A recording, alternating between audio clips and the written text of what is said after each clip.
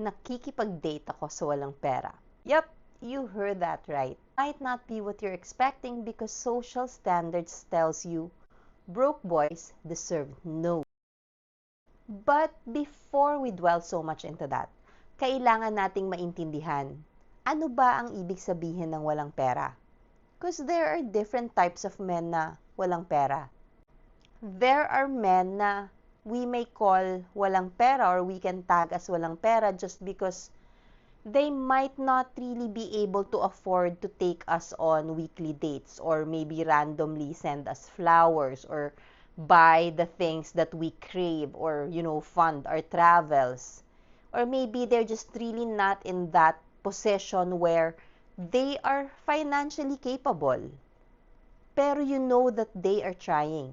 They're moving forward. Kumbaga, may plano sa buhay, may direksyon. Alam mo na may pangarap and they're doing things to get there. And then there are these men who are just there. They're stuck in a mentality na biktima sila ng mundo.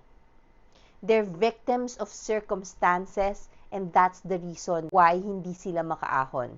Everything that happens in their lives are everyone's fault except their own. Sila yung mga tipo ng lalaki na tinanggap na lang nila kung ano ang kalagayan nila. Well, because that's the only thing I can offer.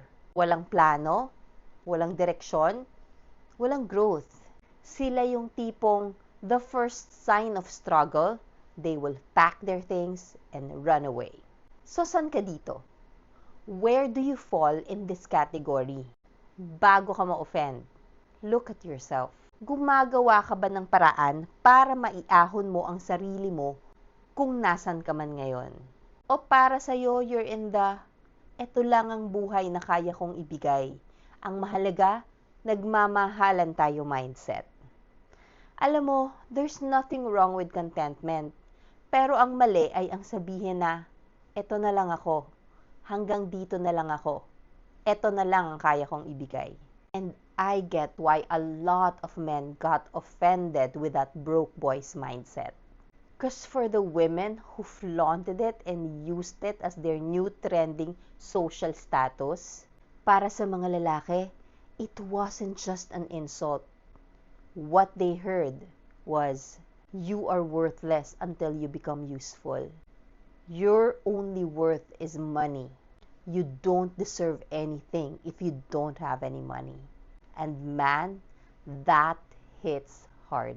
Kasi alam naman natin na hindi